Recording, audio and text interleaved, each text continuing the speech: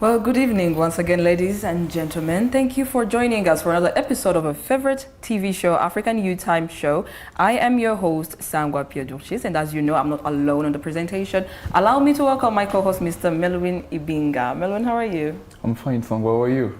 Great, as per usual. Yeah, of course. How was your week? The week was nice. I didn't have many things to do, but it's okay. Amazing. Yeah. Did you manage to see the therapist? Therapist? No, I didn't see her. Yeah. But I will. I bet you will. Yeah, of course. You should. So tonight is very special. We are hosting a guest from UNILAC, Advantage University of Rwanda, and tonight we are going to be discussing about the keepers of African tradition. I am going to give Melwin the time to present our guest for tonight and tell us more of what we are going to be discussing. Melwin, the time is yours. Thank you, Sangwa. So, ladies and gentlemen, tonight, once again, on Africa Youth Time, we are discussing a crucial topic.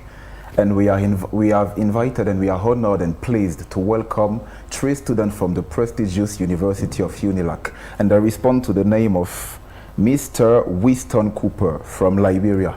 He is a student from UNILAC and serves as the Vice Chair for International Affairs of Liberia Community in Rwanda. He is also the founder and CEO of Winston Cooper Online School of Leadership, Pressure Point TV, and Bong County Youth Movement for Advocacy. Joining him, we have Mrs. Queen Marinella Keseli, also from Liberia. She's a student at UNILAC, a law student at UNILAC. And the third one, but not the least, Mr. Mohamed Zain, who is a third-year student at UNILAC in the Faculty of Law. Good evening, guys. Welcome. Welcome. I hope you feel welcomed. Are you guys ready for this debate or conversation? So firstly, I like the way you put it. We come from the most prestigious university.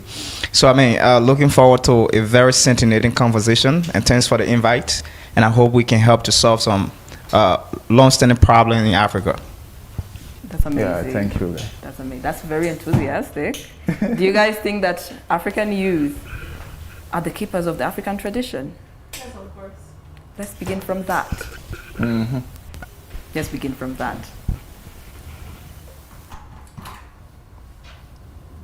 Yeah, you can go home. You present yourself You present yourself, and you start. yeah, where you're from and everything. My name is Wayne Nkasi. I am from Liberia. I am an international student in Rwanda. Yeah, two law student. The meaning of the team. The meaning of the team, keepers, training. Keepers of the African tradition. Yes. Yeah, of course. Keepers of the African. The team keepers of the African tradition, right? The team keeper of the African tradition, which means, right, Africa as a whole, we young people, it is our responsibility to pursue, to protect our culture and tradition. Also, we should be able to pass on from generation to generation. Tradition is not just a tradition, it is our integrity. So, therefore, we as a young people and as a future leader, I suggest that we should encourage and take on African leader and Don't worry. It's okay. I'm sure you will start back. No, it's Don't okay. worry. Don't worry. You can pass the It's mic okay. to You can you. pass the mic. No, I'm going to start back. Okay, no problem. Breathing. Great. Back.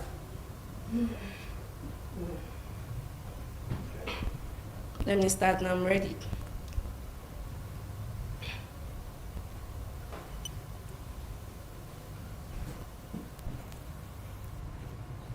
Good evening, everyone. My name is Queen M. Cassidy, and I am a student from the UNILAC University. And I want to say something about the same African youth, keepers of African tradition. We as African, it is our responsibility to pursue, to protect, and to encourage the next generation how to impose our culture out there and how we can see Africa on the global stage. Africa as a whole, it is within our integrity. Our tradition is our integrity. It's not just something that we can play with or we don't want. So I would suggest that for us as a young people to pursue and to encourage the next generation, we will continue with the culture through socialization, social media, through movies, just so the next generation should be able to come and see.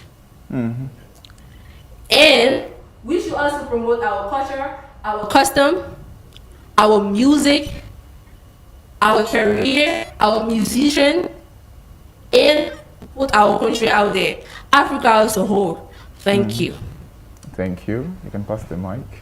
So I'll ask you the same question as I asked her. What do you understand by the term African youth as the keepers of the African tradition? And why do you think that statement right there is relevant? Yeah, so firstly, I will start with who I am. So, like you rightly said, my name is Winston Cooper. I'm the Vice Chair for International Affairs of the Liberian Community in Rwanda. I'm the CEO and the founder of the Winston Cooper Online School of Leadership. I'm also the CEO and founder of the Pressure Point TV, one of the most reliable TV appliance services for young people in East Africa currently.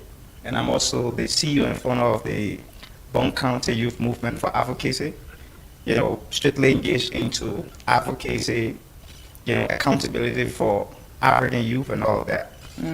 So, yeah, the term, what I want to say specifically about the term of African youth being a keeper of African tradition, specifically I want to start by saying African youth, we are not just a passive participator in upholding our tradition or our culture of Africa, but we should be active participants.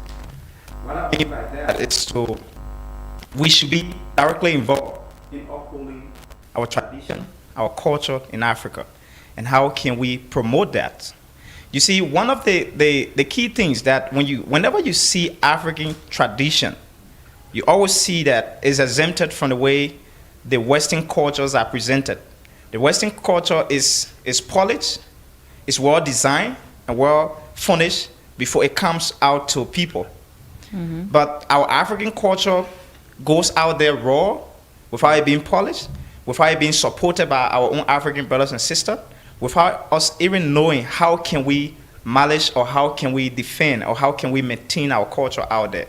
So, I mean, it's a very interesting topic, like I said, and we need to have our friend opinion about it and how can we recommend to some of the long-lasting problems in solving the issue of African being an active participant of preserving their culture instead of being passive. Because when you are passive, meaning you do not play a major role, you are an observant. But if you are an active member, it means you get yourself involved, you participate properly and ensure that you carry the responsibility of upholding your culture. And this is why we want to see Africans getting involved. And this is what we have been preaching as young and inspiring, Pan-Africanism. We've been involved with the debate on how can we get ourselves involved as African to maintain our own culture. If we cannot do this, no one else can do that for us. So we got to polarize it. We got to, polish it. We give it a good facelift out there in the society to see how other people from other culture can respect our tradition as one of the biggest continents existing in the world. Thank you. Thank you. Thank you very much for giving me the chance. My name is Mohammed Zain. I am from Sudan, from Republic of Sudan, because many people confuse Republic of Sudan and South Sudan. So right now we are independent state. It's called Republic of Sudan. Okay. Okay. As you mentioned, I am a law student. I am a human rights activist. So let me introduce myself, because you Please forgot. Go ahead. Go ahead. Okay. For the question of today, about how can youth maintain the African culture. I think youth have the most important role because we are the largest sector. Youth in the African society, they are more than 60%. But before that, before maintaining our culture, let me point something very important. How we start to lose our culture. Let me put it in that way. It starts from the colonization for Africa, especially the French colonization. Yes, let me mention something important here. Some Gabonese. Were you guys colonized by the French? Yeah, we are. He was talking about I it am coming earlier. to you. I am coming to you. Yeah. Okay, some Gabonese, or many of them, they don't know their local language. Yeah, of course. I don't know mine. Ah, Yeah, but I What a problem. know something around. What a problem. What a yeah. problem, yes. Um, So I have realized that from my classmates. I saw many Gabonese, they speak French among themselves. And when I asked them, why don't you speak your mother language? And they told me, we don't have mother language. Yes. you don't? we have like No, you have, but they are not able to speak their, yes. And when I asked them why, you have been living in your own country, so why don't you know your own language? So they told me because when we have, since the childhood, they told us our language is for stupid people, our language is not beautiful enough to be learned. So French for the high class people, French is better than our language. So right now They say that French is better than their local language. Melwin, is that they true? told me they have been taught, okay, they told me they have been taught like that, like French, there's no need to know your local language. Yeah, French is sufficient. of course. So right now they lost their identity. Okay. Yes, to some extent. Okay. So, and many things as we see right now from the Western media, it influenced Africa. So, as I see right now, Africa has a very passive role. We don't give people our culture, but we are just taking from them, especially from the West. Because some of us, they believe that the Western culture is better than our culture. And our culture is very poor, it is not sufficient, it is not classy, so the Western culture is better than it. So right now I point out the problem, and I will not make it very long, so I will give my colleague the chance to continue. I wanted to dive deep into this conversation before we can proceed. Can I just ask like one question before? No Of course. problem. Of course, go Challenge them a little bit. go ahead, please. Yeah. So you have mentioned about the colonization, Yes. and all of you tend to say that we have our role to play in that actually promotion of our culture, African culture. But when we look at every one of you, each one of you is wearing a suit and not even an African wearing. Why don't you start by promoting African culture while coming in the show right now? You are wearing Western, clothes. Why do you do it? That's a great question. Yeah. So It's you a can great be- question, but yeah, let you me can give you a very short answer. Okay, as we know right now, there is a term called what I can pronounce it? Globalization. Sorry, globalizations. That means when I am talking about maintaining our culture, that means that does not mean that we should reject and refuse everything that's coming from outside. We can accept that is benefit for us, and we can leave the other things like. What is the problem if I am wearing right now a suit? There's no problem, right? But you're not promoting your culture. But if you don't speak your local language, That's good. how comes? Are you Frenchman? No, I'm not. Do you have the French passport? I don't have the French passport. That's very simple. Okay. Let me give the chance for my colleague because, Okay, no problem. as you know, lawyers are talkative. So if we pick up the microphone, it will be Yeah. for 1 So hour. before you pass the mic, I want us to understand come back a little bit to the topic that we're talking about, right? So when you explain what he's saying and what he has asked him, I also want you to explain why you think that, what's the reason behind Africans in general losing this tradition that we are, and the culture, yes. Why do you think that we are losing it? Why do you think it's a cause? What do you think is, where is this coming from? Yeah. Thank you. Many African traditions are disappearing today because of we young people are so attached to modernization. We feel like our own culture is not up to standard. We feel like following modern culture, right? So that's why, because of internet, social media, movies, and so many things, right?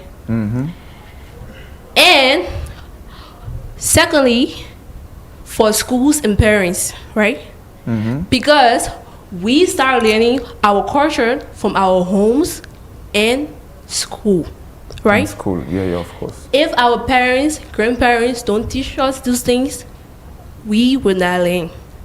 And if you look today around in Africa, our schools focus on modern and foreign traditional more than our own culture. So I suggest, in order for us to promote African cultures, every schools needs to teach African cultures. University, high school, primary school, Yeah. in everywhere. That will help us embrace, promote, and protect our culture, because it is our identity. Thank you. Thank you very much. And for me, I just want to proselytize a little bit. I want to go back on the first question you asked regarding why we are all in modern attire. You know, we are promoting African culture, but we come for this kind of, public platform to have a discourse about the African tradition, and we're not identifying African suit. And I think my friend and brother there posted well. That is globalization. It means our businesses, our culture, we have interconnected businesses, culture, and tradition that we share with all of Western countries. So I mean, we are promoting African culture, but that does not mean that we cannot also be identified in a Western attire or whatever, because it proved that the globalization, the same way when the Western people come to our continent, we expect them to be in African attire. I think ourselves, we are on obligation to sometime to be in a Western attire. And but let me go strictly to the question. Sorry? You say it's an obligation to be in the Western attire. Okay, it was a wrong choice of word, but we are supposed to, return the same favor. We want to see, Westerners, when they come on the continent of Africa, we want to see them in an African attire. So ourselves, we should also be able to, life is about reciprocity. We should be able to return the same favor we want them to do, to be in the same, in a Western attire. But let me go to the question. I just want to give two reasons why our culture is disappearing today. The first one has to do with, the colonial period contributed immensely to the shifting away of our culture today. That's the first thing. Before the colonial establishment, some of us who come from a rooted African background, some of us who speak our traditional vernacular, the local area we come from, we speak the language from there. We read the history. Our people were so, attached to their culture. They exercise their culture. They practice it on a regular basis. But when the colonization era came, we had the Westerner who came and get themselves established in our different countries. They came with the colonial power to take over, to teach us a new lifestyle. So these things contributed, the ideas they brought, the changes they wanted to see in our society, it contributed immensely today to the shifting away of our culture. Today you see that many Africans will want to identify with their culture and the root, or to identify with where they come from. And again, the second one that has to do with migration, right? Most of the young people in Africa today, we do not identify with our roots or where we come from. We prefer, rooting to the urban area of our different countries, and we settle there. We do things that are Westerner in our urban area. We do not identify with our local communities. And the area those traditions are celebrated, the area those traditions are exercised, mainly, they are in those rural places. So most Africans do not identify with their local community. They just sit in the rural area. They do not go back home. They do not have a place where they can go to identify, to practice, to practicalize their culture. And I think the way to solve this is for all Africans to know that we have a root. Like you said, it's not a fair thing to sit on a national platform to me and say I do not speak my vernacular at all. I think it's something that you got to work on, and I believe that you can do that. So we got to go back to our root. We got to visit our communities. We have to be able to check in our villages to make sure we can get ourselves connected with our tradition. And this thing about the Western colonization immensely shifted our focus from our tradition to the Western last culture. And I think Africans are working towards that gradually. This is why many people on the continent of Africa have been calling for rerouting to our culture, and how can we accept our culture. No matter where you come from, you got to accept your culture and promote it to the highest. And that's what I wanted to say. I don't know if you want to contribute. Okay, thank you. You want to contribute? Yes. Okay. I just want to add up. Okay. Or we promoting other culture, that does not mean we don't love our culture or we don't value our culture, right? You will see other foreigners promoting African cultures, right? Mm-hmm. You should value and promote your culture first before any other culture, right? Mm-hmm. So we doing the same, like if the foreigner come here in Africa, you will see them trying to promote our culture, right? Our lifestyle, our dress code, our traditional, the way adapt to it. So I don't think we promoting foreign culture is bad. Thank you. Mm-hmm. Okay, do you have anything to add up? Objection. Objection? Yes. Okay, go on. Try to make it a bit short. Okay. First, she said, if we promoting the foreign culture, that is not bad. No, it is bad. It's very bad. Yes, be proud of your culture. What do you want to say? Wait. What do you want to say? Right now we are living in one world, in one planet, so that is right. We have some behaviors that coming from outside, but it should be regarding to our culture. Mm-hmm. It should be not to contradict our culture. Mm-hmm. And I think for many of us, we think that I want to say those Westerns, they have a superiority complex. Like they think their culture it is the best one. And also when they come for the colonizations, they told us the reason of colonization is not to steal our resources, but it is for civilization, for making us civilized people. Yeah. As if we don't have any democracy, we don't how to rule ourselves, how to organize our life. So for us as Africans, we should know that we have legacy before the colonization, so far before the colonization. And as we know, Africans, or the continent of Africa, it is where they found the first human being. And yes, the contents of the Africa. So right now for Africans, they should be proud of their societies, of their traditions, and they don't think that the other cultures, it is better than their culture. And about the solution, how we can maintain our culture, first of all, I would like to say that for every and each African country, don't forget your local language. Teach it in your own schools. Don't teach people in French and English only, and let them forget our language. And as I have been told, there are some international schools here.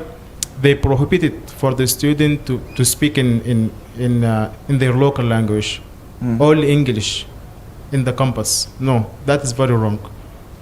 let them know their own language and their own culture, because as we know, someone who does not have history and who lost his identity, he will not have future. Okay. So Thank you, Okay. Mr. Mohammed. I got a question concerning actually the language part, actually revolving around this problem. First of all, the first question I will ask to you all is the language the culture of a country? First of all, is the language the culture of the country? No. This is. Oh, let me just proceed with the next question, and I will give the word to you. Second of all, in Africa, we have hundreds of different languages. For example, in my country, we have like 40 languages. So if each of us starts speaking its own languages, we are not going to get along together. We will not understand each other. So how can we fix that problem, the problem of languages in Africa, by the same time keeping our culture? So this is the question for you guys. So I think the first thing is that we got to put that into context. What do we mean by language? What is language? What is vernacular? Right? So I want to go with the West African way in which we specialize in vernacular instead of language. So a language is widely spoken by a group of people. If you come from a country, I don't know in your country if you have a generalized, language that you guys use frequently. Like, let's say for example, you go to Liberia, we have a general language which is called Kolokwa, right? No matter where you come from, whether you're from the eastern part of the country, you're from the western part, you're from the central part, everyone understands Kolokwa. If I want to speak to her in Kolokwa, none of you going to understand that. But she's from another county, like 2 to 3 hours away from my county. But then we have our local vernacular. The local vernacular is the one that is spoken by a few group of people. So what we try to do in most of the West African country is to generalize one of the local vernacular to make it a general language for us. So I communicate with her in Kolokwa and she communicates with me in Kolokwa as well. So we understand one another. But when it comes to my vernacular, I speak better and she speaks something else. So when I go in my hometown, I speak something else. But when we both meet, like the way we are, we speak our general language, which is Kolokwa. And the same thing is happening in Ghana. You have the Pidgin in Ghana. People from Ghana, they have that different vernaculars, but they generalize one of the vernacular to make it compulsory for people to learn it, to be a specialized language that everyone uses. So what I'm saying regarding supporting the topic is that we got to learn, we as African, we got to learn to get involved with this kind of thing, to generalize one of our local vernacular to be our general language that we can commonly communicate in. We don't necessarily have to speak English to one another before we understand. If you are from Gabon, he's from Gabon, you don't necessarily have to speak French to one another before you understand. You generalize one of the local vernacular that is in Gabon and make sure that you guys can communicate into that fluently. That a Frenchman, you sit among French people and have conversation without them understanding what you're saying. And that's how we can restore the dignity of Africa. And this is how we've been doing in West Africa. You go to Nigeria, you see Nigerian men communicate in tree, right? In Pidgin, in Nigeria it's Pidgin, in Ghana it's tree. So a two Nigerian person will sit in front of you and communicate without a British man who colonized them, understanding what they are saying. And this is how we got to engage ourselves with, restoring dignity to our continent. And I think this is very important. And speaking your vernacular or your language, it immensely contribute to identifying where you come from, who you are. Even though it's not a foundation for upkeeping our culture, but it immensely contribute to that. And that's just what I want to say. I think that's amazing too. Yeah. It's amazing. Like a quick question. Can you keep the mic, please? You said generalizing a local language. Yeah. You must generalize the local language. I want to know, that language you are saying, Kolokwa, is it spoken by elder of the country or it's only young people of the country? No, everyone. It's widely spoken. And like the way we have Kiawana in Rwanda, right? Rwanda, for example, we have Kiawana. I want to believe that Kiawana is not the only vernacular. It's not the only way people communicate in here. Rwanda, we have the only language we have is Kinyarwanda. Okay, in Rwanda, language. right? Yeah, but for us, it's quite different. So if I want to speak to her in colloquial right now, trust me, it's like a English, but you're not going to understand it. It's like English. It's but- like an English. We have So- a little bit of English on it, but you're not going to understand it at all. So if I understand well, what you did is that you took the culture of others and you put your, if I may say, your source, your identity Our in the accent country and everything into and it. everything, so that And we change it around. They do not understand it when we speak it around. And that's how we communicate. When we meet one another out there, if I want to talk to her and I don't want any of you to understand it, I It still speak- sounds like Liberian, even though there's Yeah. some part of English, in it, but it's still Liberian. Yeah. it still sounds like a Liberian. sound. It's still sound. Liberian, it's still your culture, even though there's some other things that you put inside. This- Yeah, it's, this- it's still our culture. Yes, Yeah, right. yeah. Like I this said, is it's actually colloquial. It was interesting. developed solely within Liberia. So it's still our culture. It is something squarely developed by Liberia, and no other country in Africa or in the world can replicate that. Okay, okay. Yeah. Can pass the mic. Or can I add to what Mankoli was saying? Yeah, yeah, of course. Colloquial as a whole for Liberians, it make us to unite, make us to know each other. For example, right? If I come in Uganda today and take for instance, I don't know anybody, but once he speak, I know that this is my brother. We are from the same place, and I know I have someone here, and I feel safe. So colloquial is our culture, it's part of us, and it is our identity. Thank you. I don't have many things that I want to add for the point of the language because I think we have said enough. So I just want to confirm with him that the solution is to promote your own language. So right now for us, in Sudan before 2011, we have a Sudan and South Sudan, and they were one country. So also we had this problem of people from South Sudan and some people from west of Sudan, close to Chad. They don't know how to speak Arabic. So the solution was to teach them Arabic, to make the Arabic the official language. And right now we have the majority of South Sudanese. They speak Arabic. It is in their own accent. It is different from Arabic from Egypt or from Morocco, of course. But at least we can understand each other inside Sudan. Thank you. Yeah, yeah. So, because time is running, but we still have amazing questions that we want to ask you. I want you guys to give me at least, but summarize it, at least 2 reasons why you think that nowadays the youth in Africa in general are being drawn towards the Western, the Eastern, the European tradition more than their own. Why do you think that nowadays, is it because of technology? Is it because of AI? Is it because of social media? Because one of the reasons you gave was colonization, but we are no longer colonized. So what's the reason why this younger generation, this Gen Z, or the millennials are drawn toward the European, the Western traditions more than ours?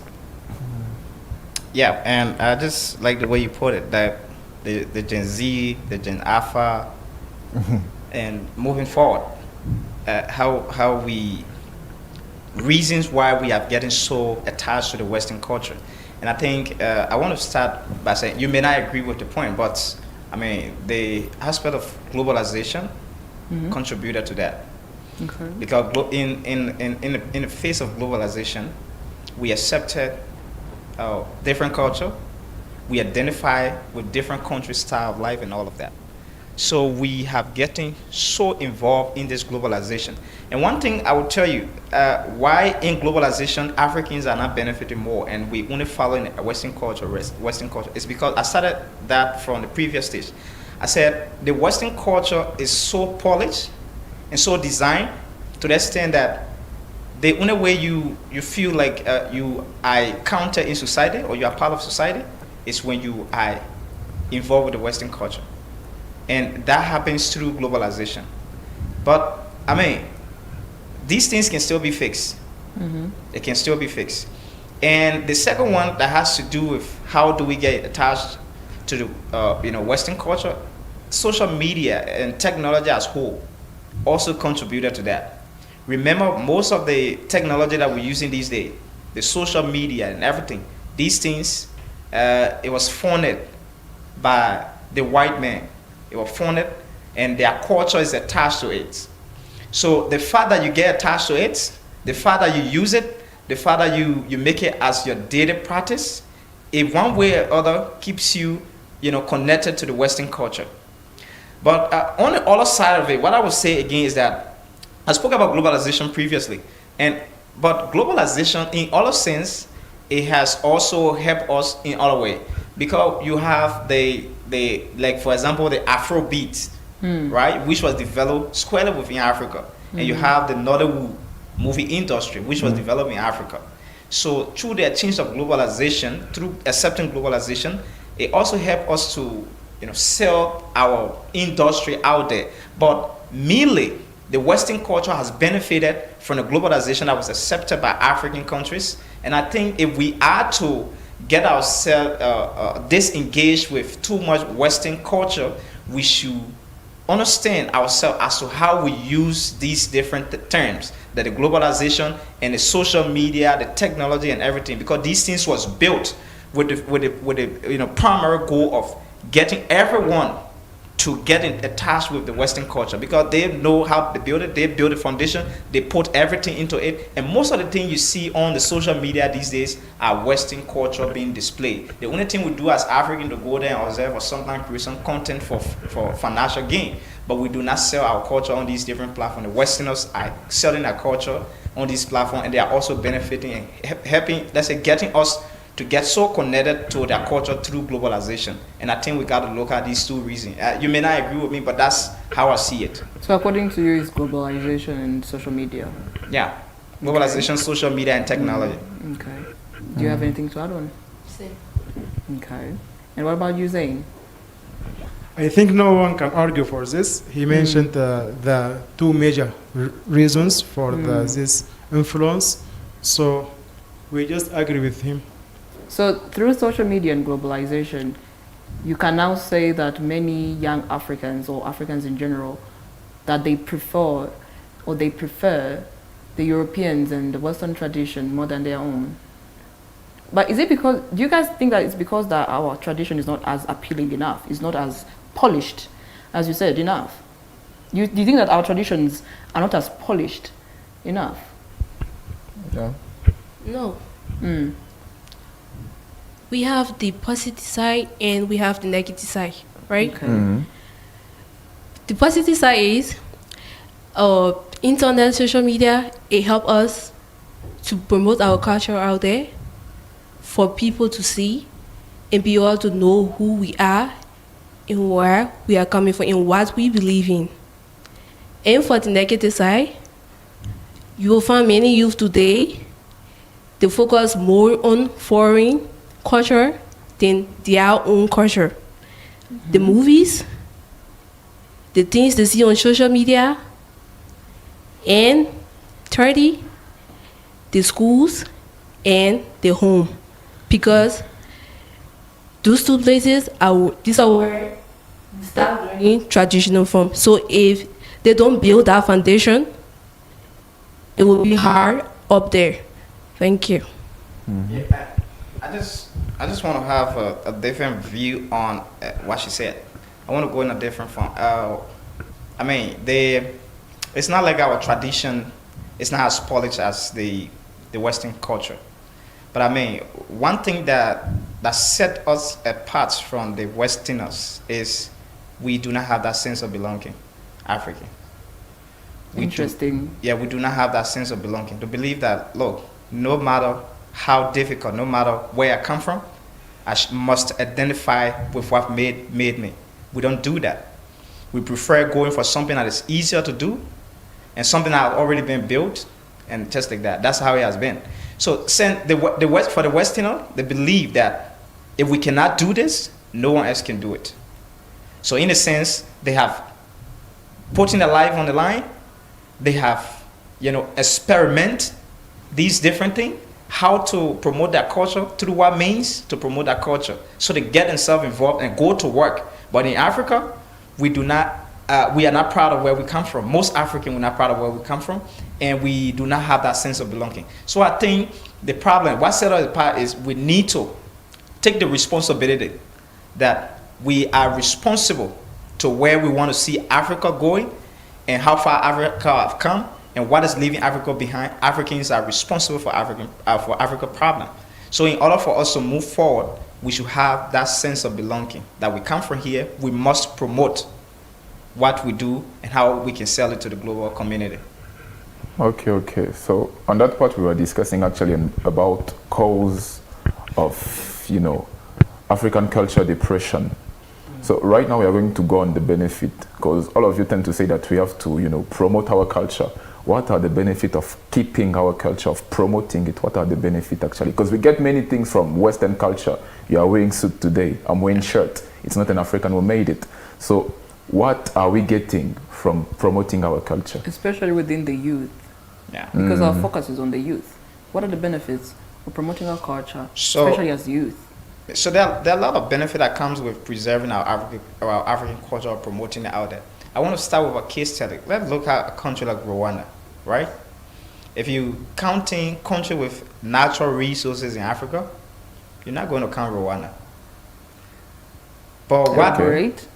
Sorry? Elaborate. Sorry? Elaborate. Yeah, I'm about to elaborate on that.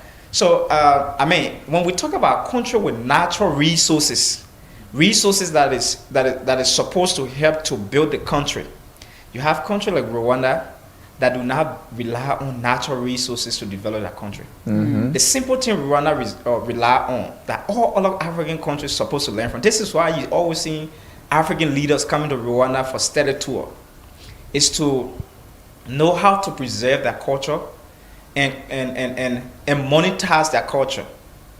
Rwanda have monetized their culture in a way that when you come to Rwanda, before you even go to Genocide Memorial to see, you have to book space and pay to go to Genocide Memorial. You have to? You have to book space and pay it before you be allowed to go to Genocide Memorial. If you come to Rwanda, you want to see historical places. You go to Nyanza, you want to see the King Palace. Something that existed way back, that many Rwandans today, the young people, they not even see that. But they have preserved that, they have protected that, they monetize it and make it a commercial to the extent that it contributes to national development. Actually, without cutting you off, when it comes to the tradition, most of us learn it in school. If we even get chances to visit the palace, Okay. not only in high school but also in primary school. So that also can be an example. Yeah, almost every one of us here, one way or other, we learn our tradition because we all did history.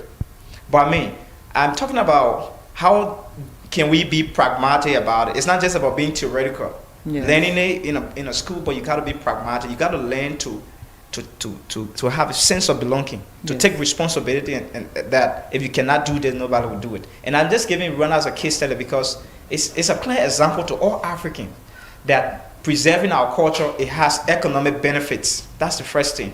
And secondly, it helps to identify, to keep your culture not disappearing. Because if you preserve those things that develop you, those things that made you who you are today, and the generation to come will keep seeing these things, they will keep following, they'll keep knowing what their forefather did, where their forefather came from, and who they are. So these things contribute. So I just want to get two reasons. Number one is, the case study to Rwanda, it helps to, you can monetize your culture. It helps to bring in economic benefits. That's the first thing. Two, it helps to restore the dignity and keep your tradition existing forever.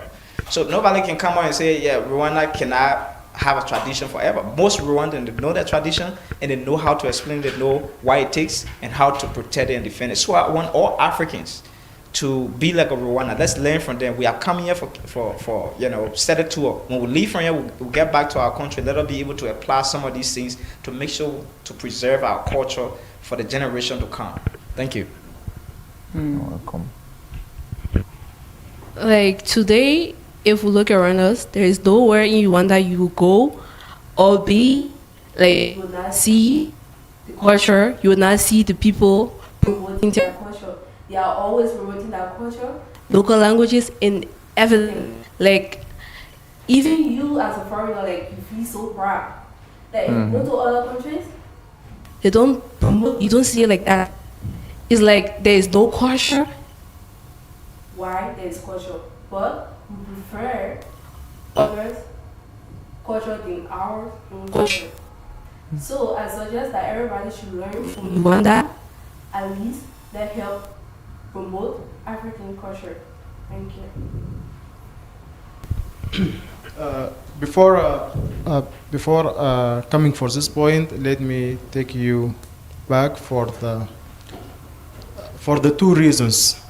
I think many of us we have been convinced that, as I said, as we have military colonization, also we have cultural colonization. But I do think that it is normal because, as you know, the superpowers, the countries, they are strong economically. They influence the other countries. They are able to spread their culture also. Like if you are a superpower, of course, many of the countries, they look for you as an example or as a role model for them. So that is one of the reasons. And about your point that we are talking about right now, so I do think one of the benefits to reserve your culture is to look unique. That is the first point, yes. Of course, all of us, if we have the same traditions, same way of dancing, same food, same drinks, no one will go outside for visiting other places or to see other cultures. And as we say right now, Rwanda is a good example for reserving their culture, and also many countries. Like right now, look for Egypt. Egypt is gaining money from tourism. Yeah. Yes. Because they have I preserved. think even people from Europe, from America, come to see the legacy Pyramid. of the legacy of Egypt, and as we call it, pharaonic culture, maybe. Yeah. Yes, Pharaonic culture. yes, they come to see it. So I just want to confirm with my colleague, your country can become a tourism place, and it can attract people, and they can be so excited to come and to see how do you live and how your grandfathers and grandmothers were been living. So, and also culture is identity, of course. So that is all I have to say. Thank you. Yeah. So, 'cause right now we are reaching the end actually of the show. What advice could you give to anyone watching, to any young people watching this show tonight? What advice could you give to him to promote African culture? Any black youth, Liberian, Egyptian, Somalian, Sudanese, South African, who is watching us right now? What advice would Gabonese, you give forgot them? Yes, Gabonese. Yeah. and most of all Gabonese who are watching us right now. What do you think? What message would you give them? Okay.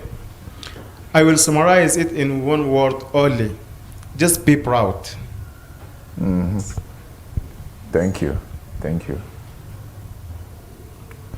I would say that we as a young people, Africa is our responsibility to pursue, to protect, and to pass on from generation to generation. Because our traditional is our identity. Thank you. Thank you. So let me first say thanks to Africa Youth Time for the opportunity. You're welcome. Yeah, this platform is really doing a great job. But I just want to end up by saying, I feel so bad about the way Africa is right now. Considering the fact that we are about 1.4 billion people on the planet from Africa. And mostly 50 to 60% of our population, we are all young people. And we are the 60. one who's supposed to uphold our culture. And most of our young people these days, their focus now is on the Western culture. So tell me, what kind of future we're going to have as a continent? So it's so disturbing. But what I can say is that moving forward, Africans, we have to learn to be proud of where we come from and who we are. That sense of dignity. we all should call for that spirit of creed that unite us, that no matter where people say we cannot reach as a continent, that we can answer together and say, yes, we can do this. And I think by doing that, Africa can get better. The responsibility to carry Africa far, to preserve our culture and our dignity, lies on the shoulder of all Africans, regardless of who you are, where you find yourself, whether you are Liberian. For me, this is why when I introduced myself, I didn't call a specific country, because I want to be seen as someone from Africa, not from a country in Africa. Thank you. That's amazing. Thank you, guys. Do you have something to advise to any To them? Yeah, of course. Well, I hope everyone can see that I'm rocking my traditional attire. You know, it's very visible. Yes. Someone was asking a question like, why are you not wearing your... I came ready. Yeah, Cannot of come course. for me. Did you see that? Yeah, of course. It's from Rwanda. Made in Rwanda. Yeah. Handmade. Very expensive. I paid my money. But long story short, as they were saying, I feel like it's very important to be proud of where you're from, because no matter what they say, no matter the thing, they kept on saying things like, oh, globalization, colonization, everything can come and everything will go, but you have to understand, where are your roots? Because these foreign, they have their roots, and trust me, they're proud of it, But I've seen a lot of foreigners in this country, and I can say that majority of the black foreigners who come in this country also have roots. I have Nigerian friends who are very rooted in their cultures, and it's very nice to see people who they're proud of it, they're proud to rock their national clothes, they're proud to rock their national attire, and it's really nice to see and inspiring, really. Because I kind of feel like it also inspired me to be like, you know what, how about a shift and start to be more active with supporting the local products and putting it on my body. Yeah, you can learn from others, but you can also inspire yourself. Yeah, of course. You have to keep our identity. Yes. What I would say for as a Gabonese. Of Shame course. on you. You don't have Actually, we also have a language like in Liberia. We call it Argo. It's something like for young people. Actually, we are just creating it. But like, what I would advise to any young African watching the show is that before, Africa used to be a great continent of empires. We used to have the Empire of Mali, Empire of Mandeng. Let us just remember who we are, actually. That's what I would say to any young people watching the show. Just remember you're an African, and that's enough. And also learn a language. Learn your local language. I will. Because what do you mean French is better than your local language? Come on. I mean, it's always nice to learn something new, but at the same time, where is your roots? So for everyone who was watching us, first of all, thank you very much for coming. You can clap for yourselves. You guys gave some really inspiring and very thoughtful ideas. You could sense that you guys have a sense of patriotism, as I would say, and you're rooted, and it's really nice to see. As young people, we should always be rooted, strive to be rooted, and disciplined in our roots. You get. So thank you, Melvin. Thank you, Sangwa. It was nice having you. It's always a pleasure. Thank you. And thank you for joining us tonight. It was an honor. It was a pleasure, as always, to have you attend our show and see what the youth are thinking about these days. Always nice to see what the youth are up to, how they're thinking, their views and their aspirations. Let us always support the youth by encouraging them to do better. See you next Thursday, same hour, same place. Bye-bye, good night.